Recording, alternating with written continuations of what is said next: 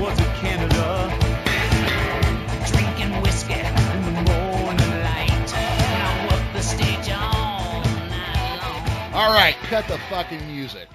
This is the franchise Jeremy Vilmur, and you're listening to Bell to Bell with Bobby Blaze. Here is the star of the show, Bobby Blaze.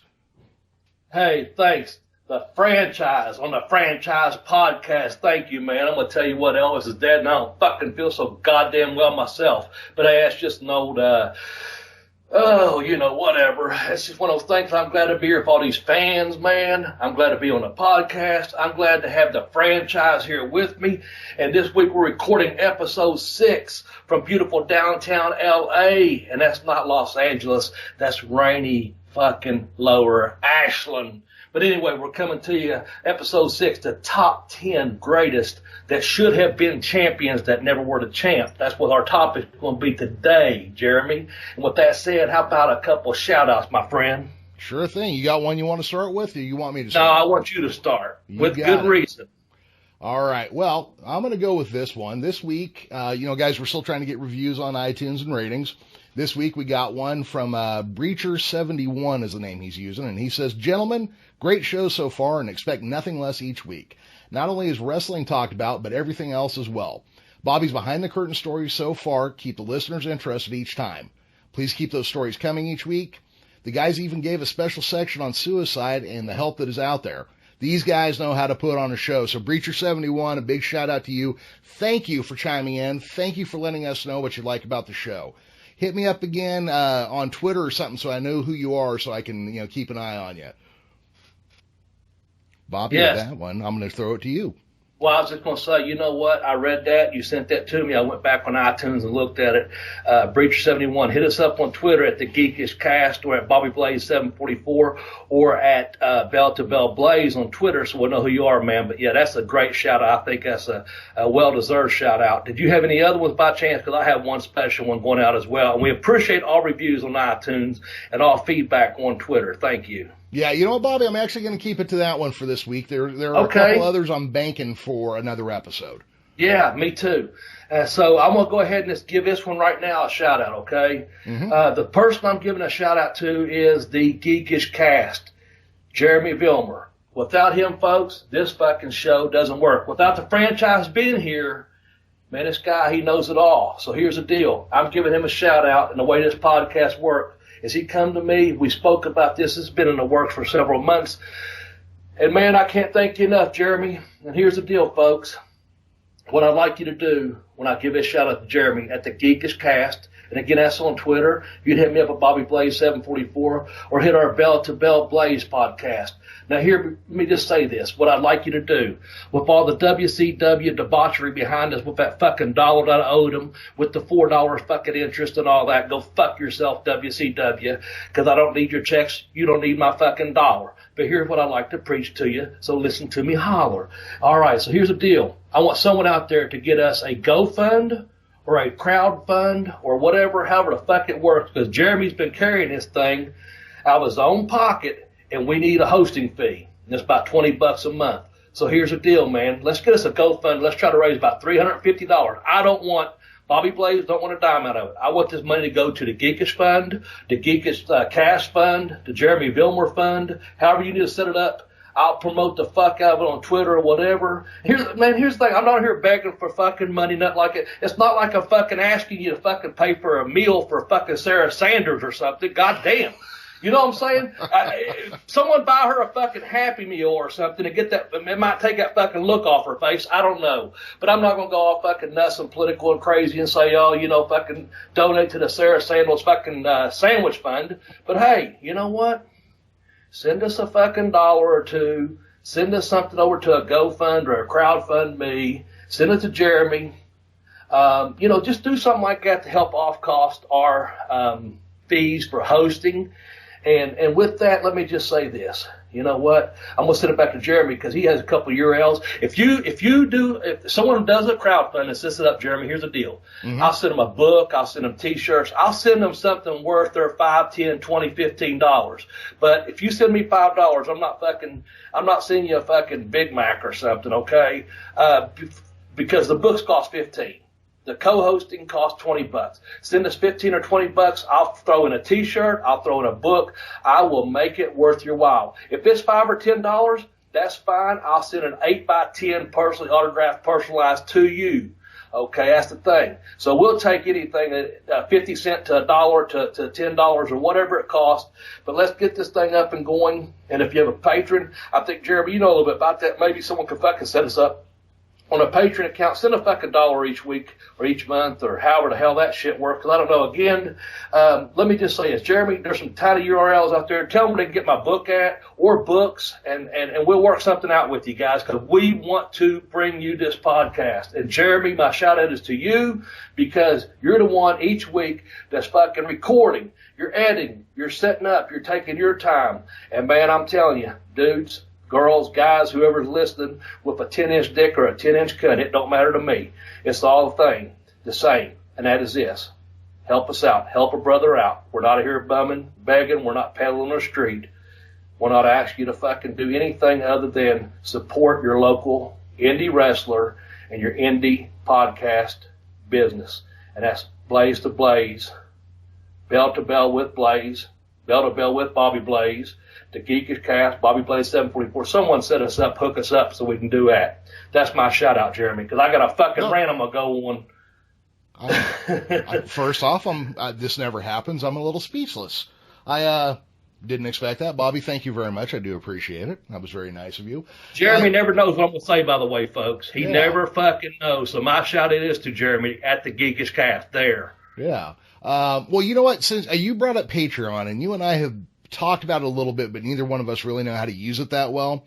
I was thinking the other day, and I can't remember if you and I discussed it, maybe for $1 a month, you get access to our unedited episodes a week early. Like as soon as we're done recording, I'd have to set it up and figure out how to do it. But guys, you'd get the 30 or 40 minutes of me and Bobby planning shit out ahead of time. All the shit we talk. Hey, babe, we ain't playing the shit. We're at 42 minutes on the fucking thing, and we only been recording like 15 of it. They're missing 30 fucking minutes of content. You could be getting that content for $1. Yeah, I think. Jeremy, give it to them. I'm gonna figure out how to put that Patreon together tonight, and hopefully by the time this episode's up, we'll be able to promote it and let people know. But I was thinking that like $1 a month, you get the whole unedited episode show, and people who don't support us on Patreon don't get it. And that might be something to throw out there. But, that being said, Bobby, thank you. I appreciate it. Guys, I mean, I don't want to, get up here and ask for money, but when we started this show, I was making a lot more money than I'm making right now, and it would be helpful. We're not threatening to close the show down or anything. But, if we get some funds coming in to help just support, some of the hosting or the website costs and maybe do a little advertising, I would be over the fucking moon. Yeah. Yeah. And I want that to go to Jeremy, folks. I really do. Not to me. I want to go to the podcast. That's what it's going to, man. That's where it's at. So, again, I'll pitch in a shirt, books, 8x10s or whatever. So, and again, we're not here fucking begging. You're not going to hear a commercial every fucking 30 seconds to 6 minutes of our podcast, but you're going to have a good, solid podcast and some entertainment for your time while you're listening to the Bell to Bell with Bobby Blaze podcast. So yeah, absolutely. So Bobby, before we get started on the topic this week, I understand you had a little something you wanted to share with us. Yeah, you know what I've got to share with you is this, man. You ever play a fuck, marry, kill game? Well, I'm going to tell you what. Have you ever played it? I have played it. Okay, well, I haven't played it for a while. I don't know who you'd like to fuck, marry, or kill, but I've got some people I'd like to fuck, marry, and kill, okay? I've got some special edition of the Fuck, Marry, Kill game today is dedicated to the fucking serial killers. And I'm not talking about fucking people that killed a bowl of Captain Crunch or a box of tricks, motherfuckers. I'm talking about real life fucking serial killers of who Bobby Blaze would fuck, marry, and kill.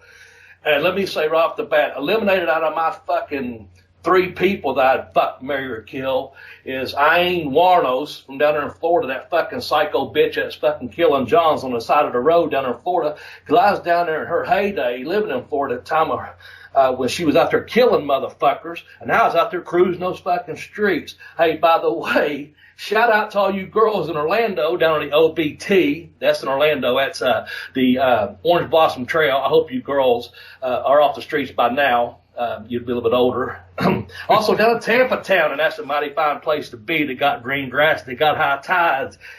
And it sure looks good to me. All you girls walking out there on Florida, Nebraska, be careful out there. You tell me your town, and I just about can guarantee you I can tell you where the fucking block district's at, because I have probably visited. But let's just get rid of Eileen Warnos right now, because I ain't fucking marrying or killing that psycho bitch, and thankfully she's already fucking dead. So with that said, you got anything to add before I go to my fuck, marry, kill list, Jeremy? No, I am enthralled. I have to hear what's coming here. Well, here's what's coming. So you know the game is fuck, marry, or kill, and I've thought about this, man, in my fucking crazy brain, and I'm here to entertain, and that's this. Who would I fuck? Richard Ramirez, the Night Stalker. Oh, yeah. That motherfucker, he had that long, pussy-looking hair, those dark brown eyes. Guys, everyone that knows me knows I love brown eyes. If I was in a cell, I'd fuck Richard Ramirez. I'd fuck him till his brown eyes popped out of his head and he is fucking dead, and thankful he is. So there's my fuck to the Night Stalker. And by no way am I condoning fucking serial killing, okay, or serial killers. And I don't encourage you to become a fucking serial killer in your hometown. I'm just saying I'd fuck Richard Ramirez. With that said, who would I marry? Well, I'd marry Ted Bundy, because he liked porn and he liked co-eds. I like porn. I like co-eds. Above 18, just so you know. But I'd end up killing that motherfucker too. So fuck you, Ted Bundy. You're fucking dead. You said you found religion at the end. Well, fuck you. I hope wherever the fuck you're at, you're watching all the porn you want to fucking watch and getting butt fucked like a motherfucker. So I'd probably marry you, but fuck you, Ted Bundy. Next, and it's probably no secret where I'm going with this, I would kill. So I'm fucking Richard Ramirez, the Night Stalker. I'm marrying Ted fucking Bundy. But I'm going to fucking kill that goddamn John Wayne Gacy, because he was a fucking clown, for fuck's sake. Oh, my God. He was a fucking clown. And I am the anti-mime. I'm Bobby, the fucking anti-mime Blaze, and a fucking mime. I'm not locked in that box. And if I had a chance, John Wayne Gacy, I'd have fucking killed you a long time ago. With that said, that's my game of fuck, marry, kill. So fuck you, Richard Ramirez. Fuck you, Ted Bundy. Fuck you, John Wayne Gacy. I'm glad you cocksuckers are fucking dead, and fuck a fucking serial killer right up the fucking ass, and I hope you're fucking rotten below the fucking pits of hell. Oh, goddamn, there's my rant. Can we please get to our top 10? Yeah, with that being said. And I hope the fuck you people are entertained. Do not go out and kill anyone, please. Don't kill others. As we said from episode 1, if everyone loved each other, the world would be a better place. And so, thank you for dealing with my rant right there. Oh, I think I'm done, Jeremy. Yeah, what's the top 10? All right, that was quite the list. We're going to do now, if I can stop chuckling over here, top 10 wrestlers to never hold a major title. So that is our goal here. Now, Bobby, let's talk real quick about our what we consider to be a major title. I know we've done this before. Yes. But for the most part, we're talking WWF/WWF/WWE, NWA, or during its heyday, AWA. Are there any other titles in there that we are going to consider as a world title for this?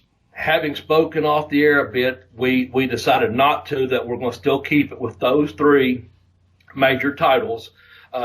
That's well known throughout the world of professional wrestling. So yes, that's where we're going with it.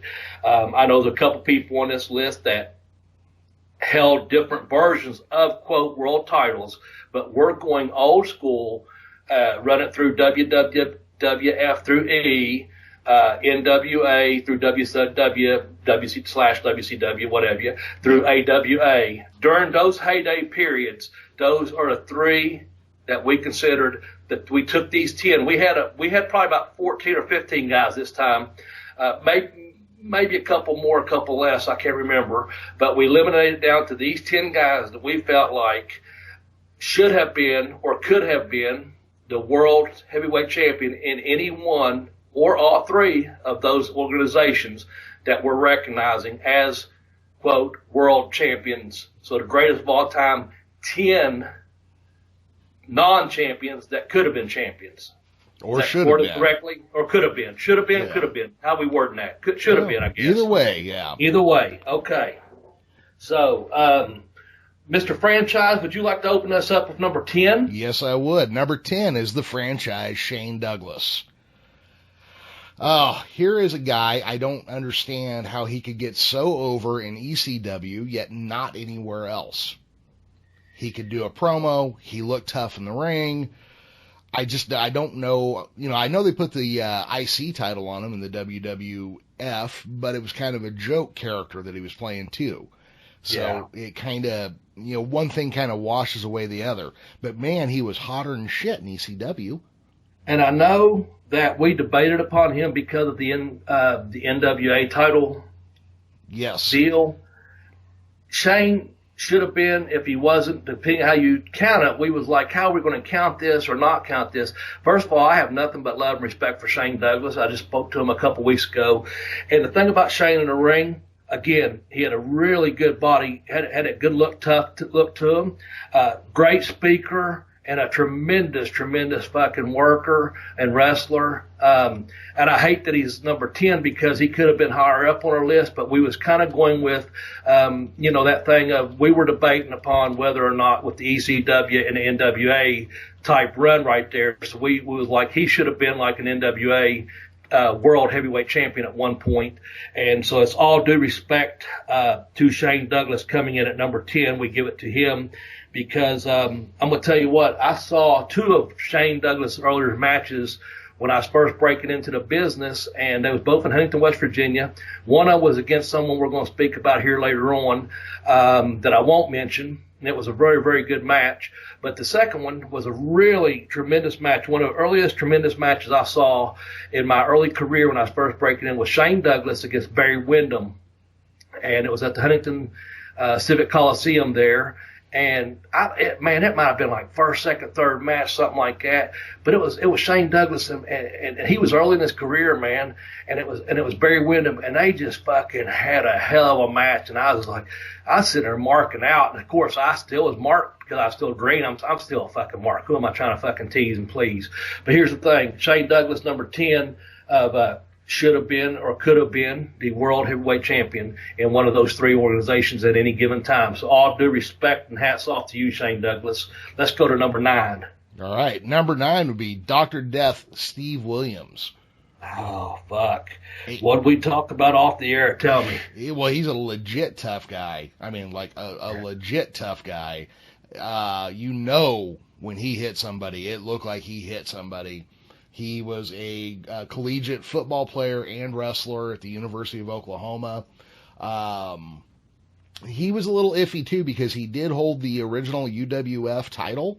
Yes. But that's not really a world title. We had debated that, and I respect what you're saying, and I guess the main thing about that is like you was talking about, when he hit a motherfucker, eyeballs rolled back in the back of their head. So yeah, he could have been a world heavyweight champion at any fucking major league out there. I know he's huge over in Japan, you know, a lot of tag teams and things like that. So he could have had any title given who he was, where he came from.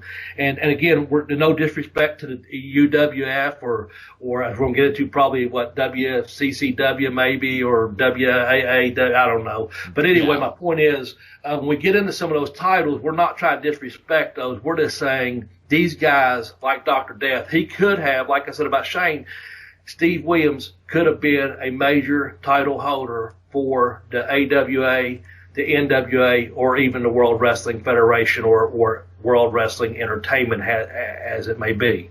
So, yeah, that's a good choice for number 9. Who would you have with number 8? Number 8, we've got Bam Bam Bigelow.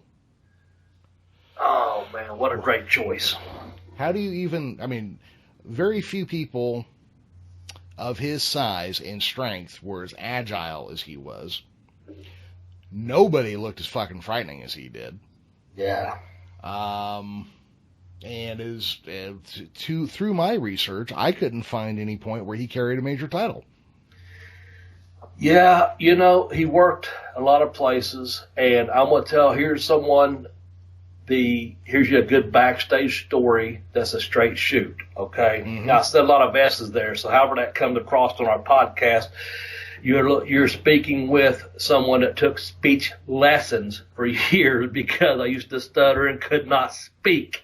But with that said, Bam Bam Bigelow, here's your behind the scene, behind the curtain look.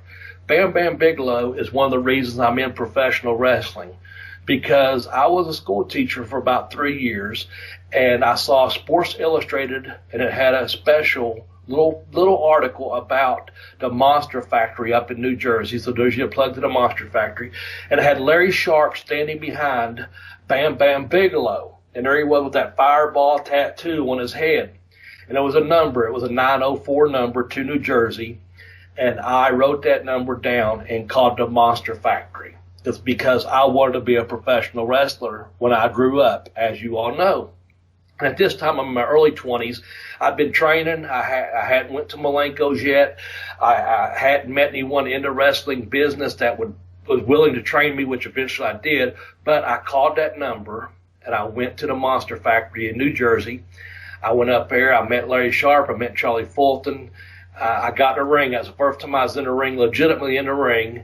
And it was all because I saw that ad. It wasn't even an ad. It was a little article about Larry Sharp and Bam Bam Bigelow training at the Monster Factory. And at that point, he was probably 2 or 3 weeks into his career or whatever, and he was already getting over. And eventually, I met Bam Bam, and we got to hang out together. And years later, we was in a hotel room in Pittsburgh, and he and I got real close later on in WCW. I rode around a lot with Bam Bam. And my point of my story is this. We was in a hotel room one night in Pittsburgh, and we sit around talking, just bullshit, having a couple beers, whatever. I think he was drinking a little bit of wine, maybe. I know I was drinking some beer. Point is, I told him about that, and I thanked him. And he said, I hadn't been to WCW yet. And he was like, man, he said, you need to be somewhere. I saw you work tonight. I'm not just putting you over, Bobby, blah, blah, blah. And it made me feel good because there's a person that I felt was somewhat responsible for me getting into professional wrestling. Of course, needless to say, I did not choose going to the Monster Factory. I went to Malenko's. But because of that conversation, I was already in WCW, and he had finished up. I know he'd done the big deal with Lawrence Taylor and went on CNN and retired and all that. But when he came to WCW, he remembered me. And we traveled together sometimes out of Pittsburgh and Charlotte, depending on our US Air flights. So I always remember Bam Bam. And I think, like you said, the agility and the size and the strength and the shit that he could put together, man. I think he's a legitimate badass, too. He could have carried the World Heavyweight title again for the AWA, the NWA, or the WWE.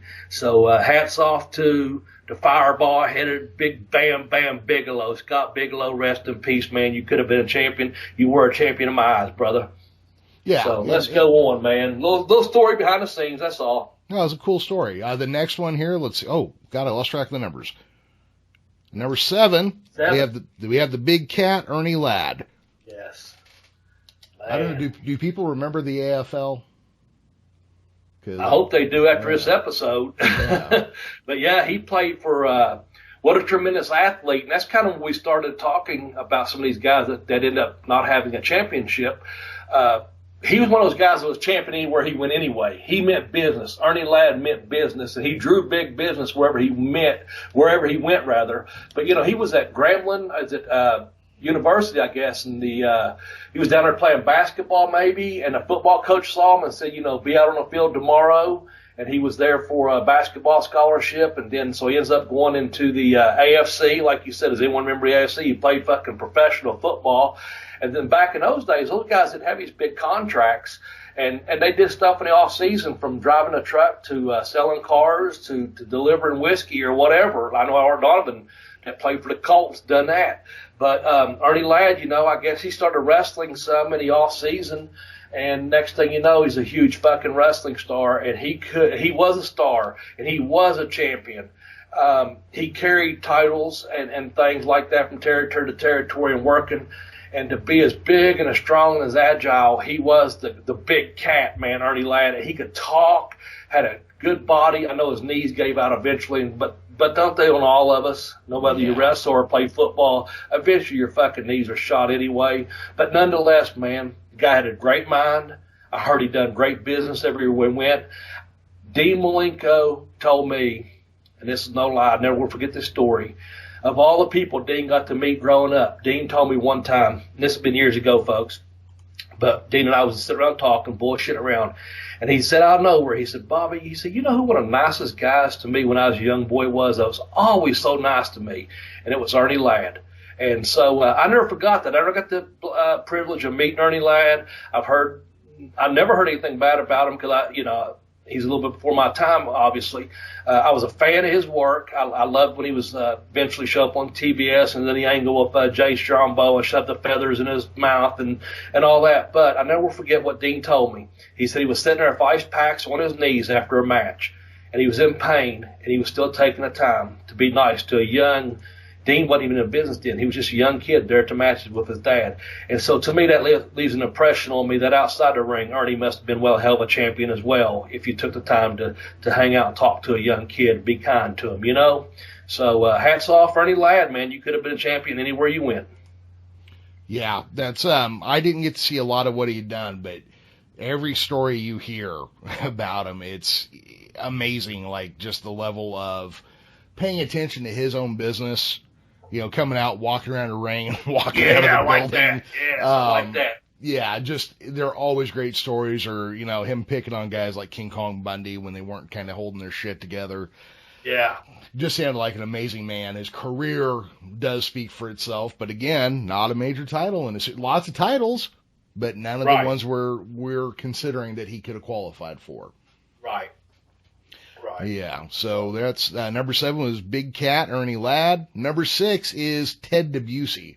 I'm sorry. Ted DiBiase. Sorry about that, everybody. Ted DiBiase, the $1 Million Man. And before anyone says he was the champion, tell him what we debated upon, Jeremy, as to why we put him at number 6. Well, so, yeah, he held some minor titles. He bought the WWF title off Andre the Giant, but if you don't win the title, you're not the champion.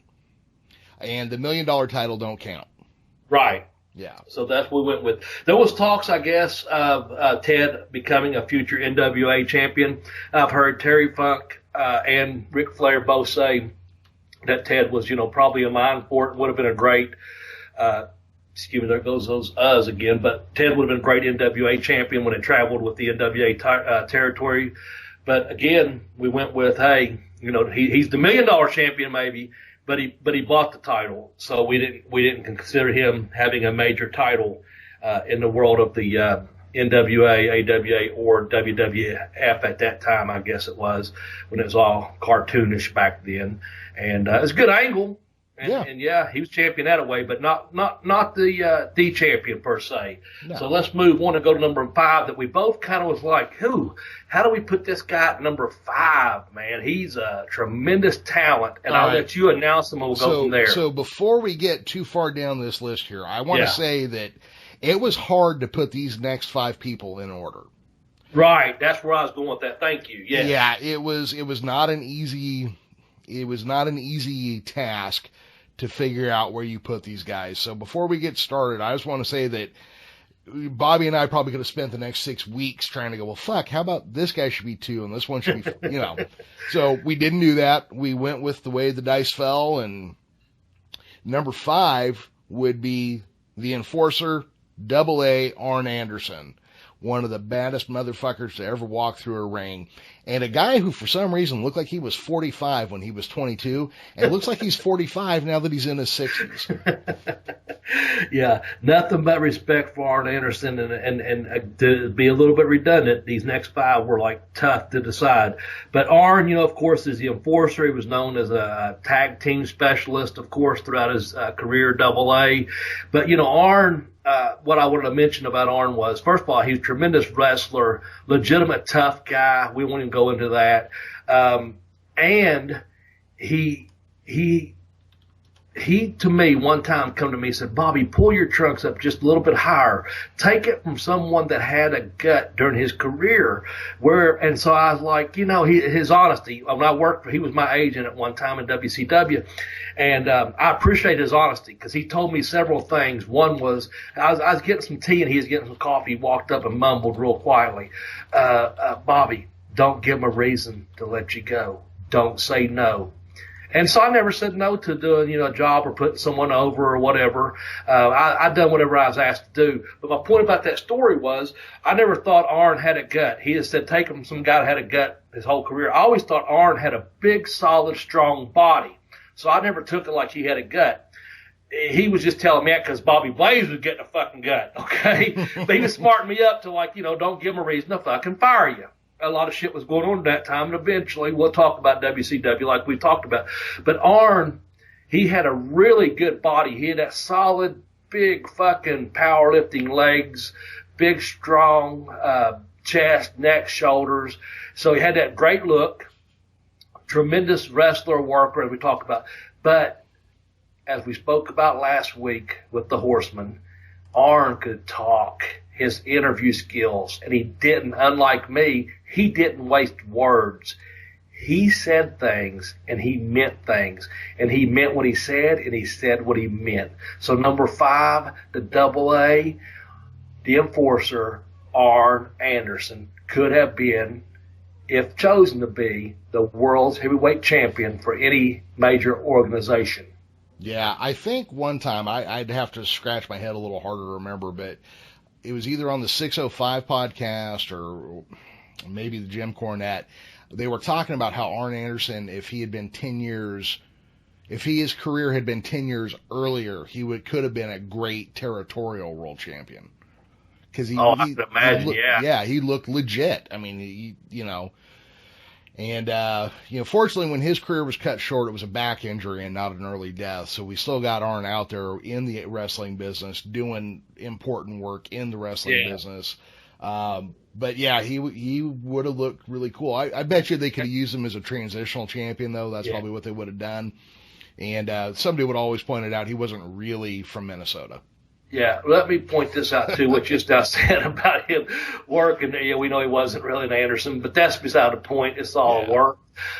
With that said, I would imagine with his current position and my dealing with him for almost 3 years, I would imagine he's a tremendous backstage producer because of his insight and because of his honesty and his integrity that he carries. And he can look at you and he can drop those glasses down and say to you, Jeremy, here's what I need you to do, or this is what I'd like you to do better, or you need more of this or less of this. And I don't know how it works up there, but I'm glad he's still involved in the wrestling industry, and I'm glad he's still involved as being a producer and agent and helping some young talent out there, because I have nothing but respect for Arn, and I hope that he's enjoying that position that he's in. I'm glad he's still in the world of professional wrestling, being employed. So that's really cool, man. Really cool.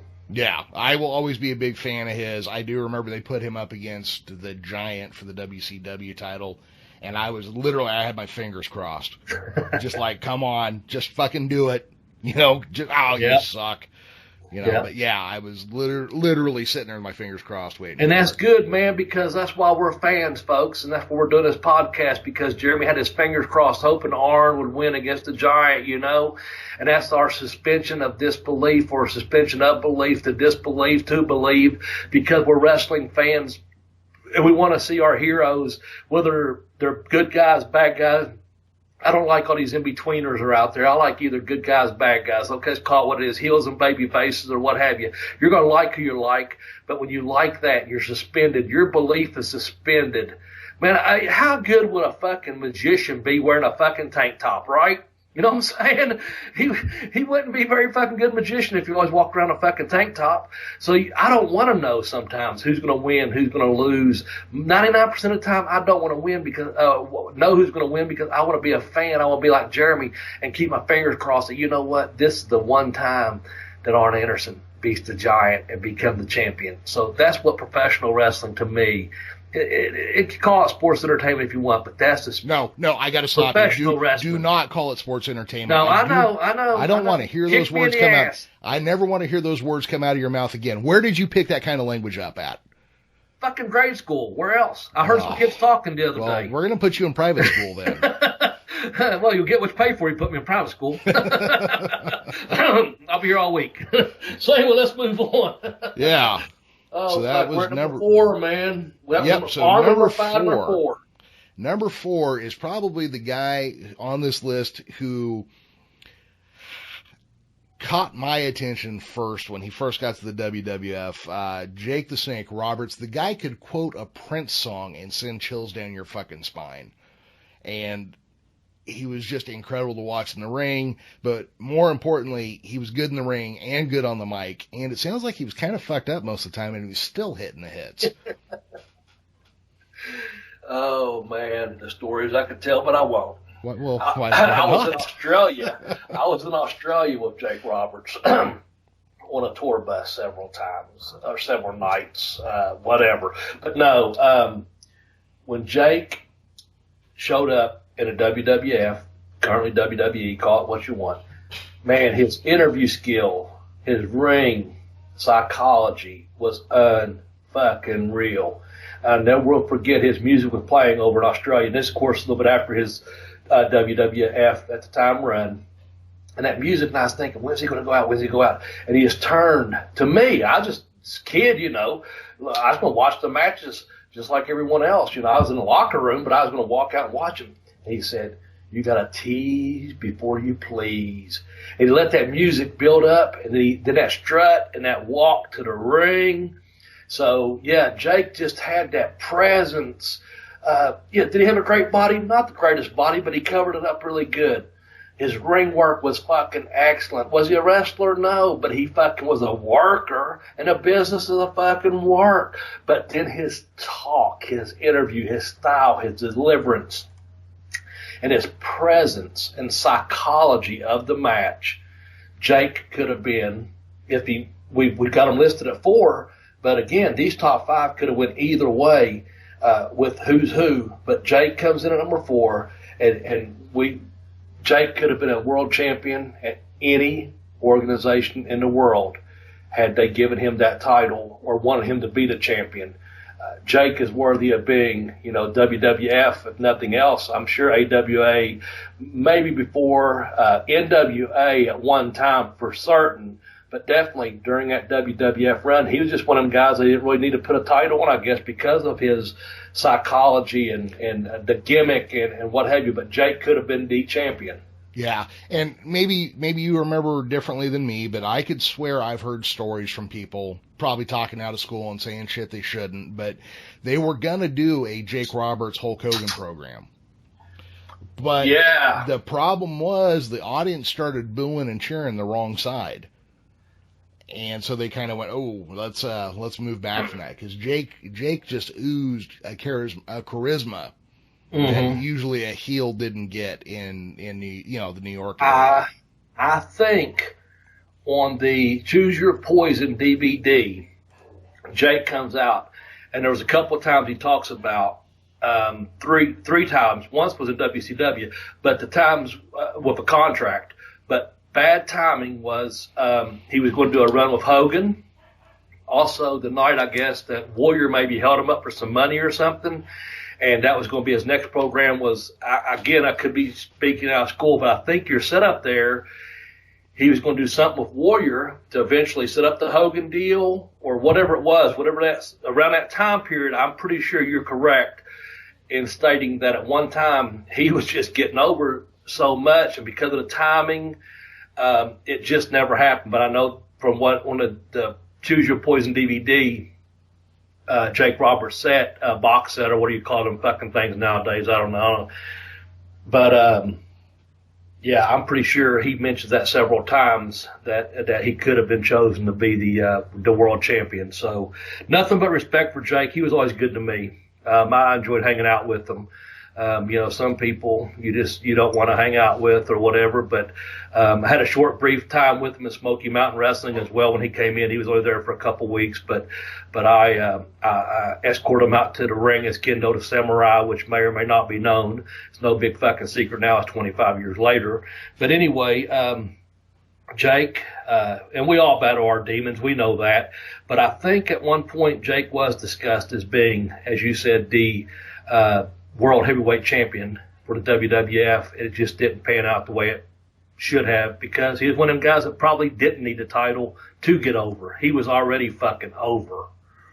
Yeah, and you don't put, especially back in those days, you didn't use the title on a guy who didn't need it. Yeah. If he was drawing money without it, don't put it on him. Right. Bobby, I just glanced at the clock. We're gonna have to speed up a tiny bit because we only got a few minutes left here. I know. And I didn't expect that to happen. So we're gonna go to number 3, which is Hot Rod Roddy Piper. Yes. Well, I think we go with Piper. The whole thing with him is he drew wherever he went. He had those couple WrestleManias there.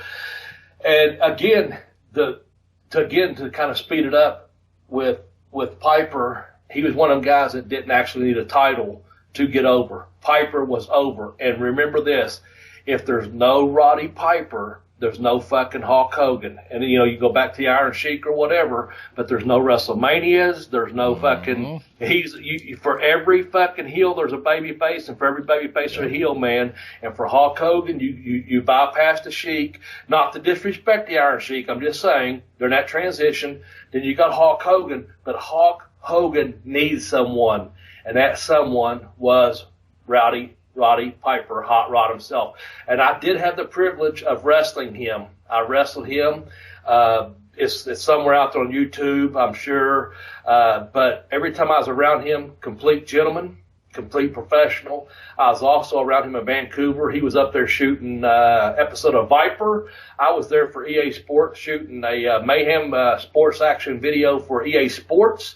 And he bought around for the table, even though he did not make it back in time to enjoy a drink with us. He had left the notice that, hey, when these boys come in, there's 4 of us, that he left a message by these boys around on Roddy Piper. So first class act, but yeah, he was one of the guys that he didn't need a title to get over. He was already fucking over. Yeah, and just as a real quick aside, I interviewed the publisher and owner of a comic book company called Alterna Comics last year, the year before.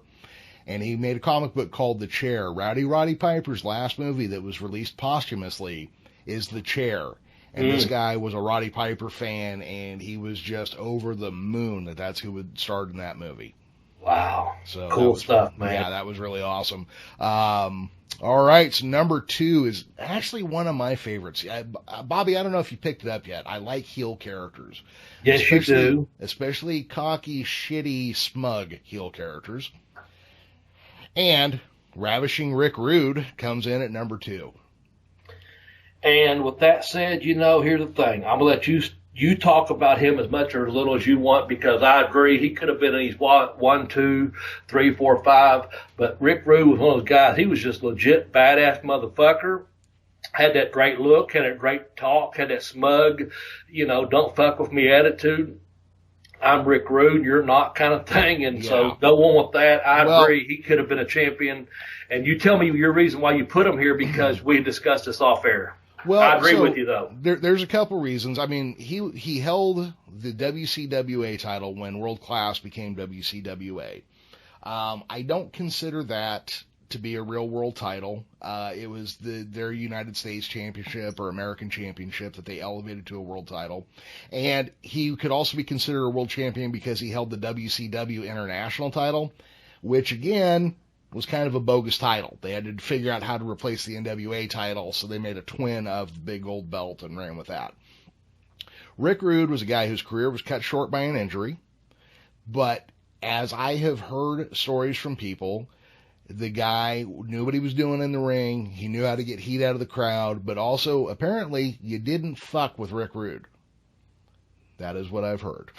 Well, I know that for a fact, because when he was in Florida Championship Wrestling, I had a friend of mine tell me while he was training, he thought he was tough, and he had went down to the CWF Championship Wrestling Florida tapings, and he was acting like a badass, and he was going to meet him outside and this and that. Now, this is a goof, and he never went anywhere in a fucking business and this and that. And he walked up, and he was like, apparently had been harassing Rick Rude during the tapings. And anyway, he was like, saw him in a parking lot. And so the guy, you talk about get your fucking bones chilled.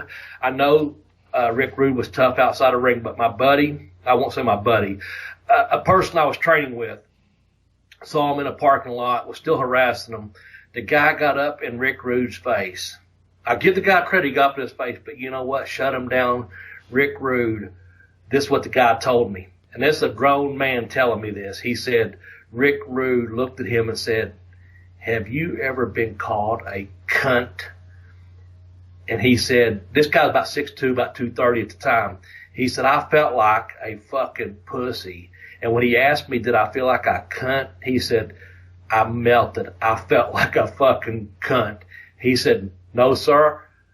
I turned around and walked away with my tail between my legs. And this guy wasn't a tough guy. He was wanting to be a wrestler. Again, he never made it. He didn't finish training, but he hung around all the matches when I was down in Florida.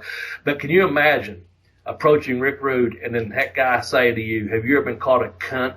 And that guy said, no, sir. And he fucking melted, wilted, walked the fuck away. Don't fuck with Rick Rude. So, yeah, Rick Rude, he could have been the world's heavyweight champion had they decided to put a title on him.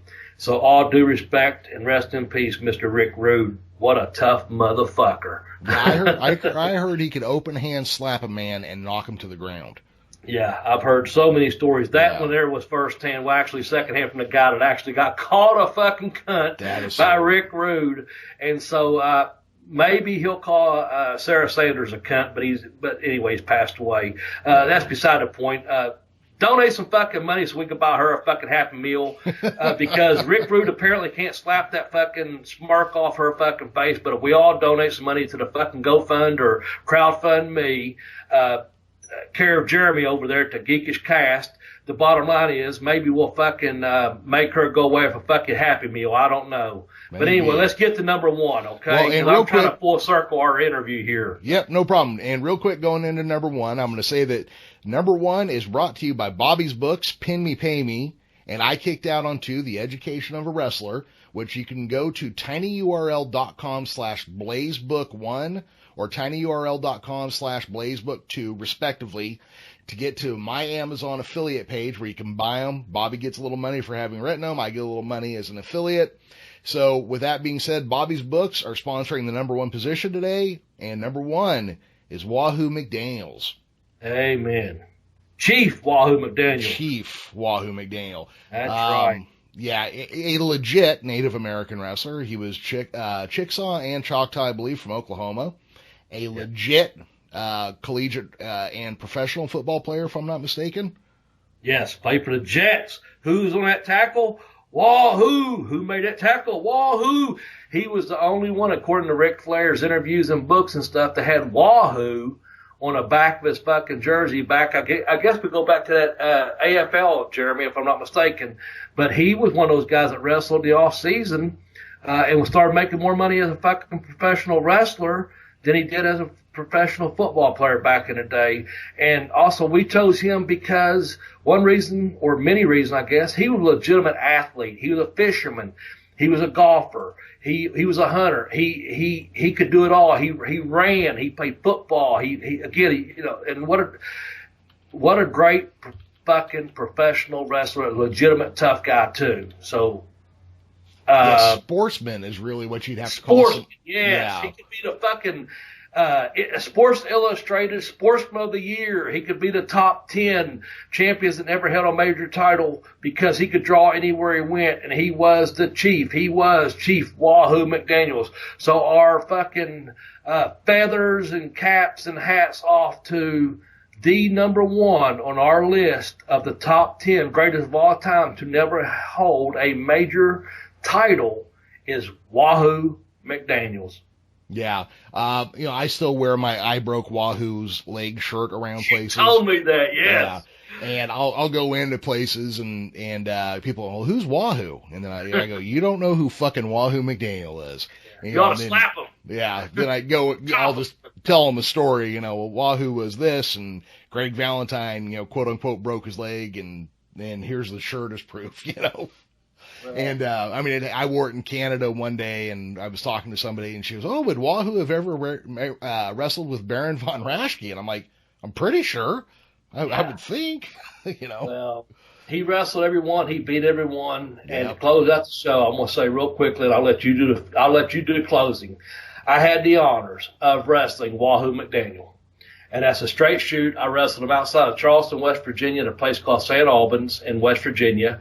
That's not West by God, Virginia. Fuck you. We're over here in L.A., Lower Ashland, recording today's podcast. And that's this. I wrestled Wahoo McDaniel. I wasn't a world champion. He was, or he should have been, as we're doing our podcast. The first thing we done, because I was nervous, I was scared. We did not talk before the match, and that's a straight shoot, folks. That's the way it was done back in the day. We locked up, and he pushed me to a corner, and he said, I heard Boris Malenko trained you. And I was fucking thinking he's going to take my fucking head off. So we worked. That's all he said. And we worked the rest of the fucking match. Finally, I knew the finish, and the finish was this. He was going to do a couple fucking chops. I'm going to take a fucking bump. I'm putting him over. I know him there for. We had not said anything in the ring. Did not call any spots. We worked. The only thing he had said to me at this point was, I heard Boris Malenko trained you, as he pushed me in that corner from the opening spot. Then I took a couple chops. Boom, boom, boom. 15 minutes later, he's pinning me, and he says to me, thank you. By the way, kid, if you ever want to get booked, don't tell others that Boris Malenko trained you. They'll stretch you. They'll stretch you. And so anyway, I put him over, blah, blah, blah. The referee come back, thanked me, that Wahoo thanked me. Afterwards, I had a chance to speak with him, and he was like, kid, if you ever want to get booked, he said, tell everyone that fucking Boris Malenko trained you, because he was a great fucking talent. And thank you for such a good match. It was so easy out there, Bobby. Thank you very much. And I know we'll forget that from Chief Wahoo McDaniel, that I'm thinking this guy's a fucking living legend, which he was, and he is, in my eyes, a legend, an icon in professional wrestling, and he should have been a champion of any major organization in the world if he wanted to be, for the AWA, the NWA, or the WWF to the WWE. Chief Wahoo McDaniel, I take off my fucking cap, my hat, my feathers, my heart to you, brother. Thanks for not stretching me 6 ways a Sunday. Thank you for letting me put you over in the middle of the ring as a professional wrestler and being a part of this great fraternity, this great brotherhood of professional wrestling. With that, Jeremy, thank you for letting me be a part of this podcast, the Bell to Bell with Bobby Blaze podcast. And I'm going to finish it up by saying, Jeremy, it's back to you, brother. I hope the fans enjoyed our list. Yeah, everybody, I hope you enjoyed this list. If you've got a list or a couple of lists that you'd like to see us tackle, topics you'd like to see us get to, hit us up on Twitter. Bobby, what's yours again? It's at Bobby Blaze 744. Okay, or you can hit our combined account at Bell to Bell Blaze, or you can always reach out to me at The Geekish Cast. More than happy to hear what you guys would like to hear from us and kick it around and see what we can do to make you happy. We do have some big things planned coming up. We may start bringing in occasional other people to help us with these lists or storytellings. So with that being said, Bobby, thank you for joining me again. It's always a pleasure to talk to you. I do like recording this show with you. I hope we have a very successful and fruitful future in this show. Things are going pretty well so far. And with that, bye-bye, everybody.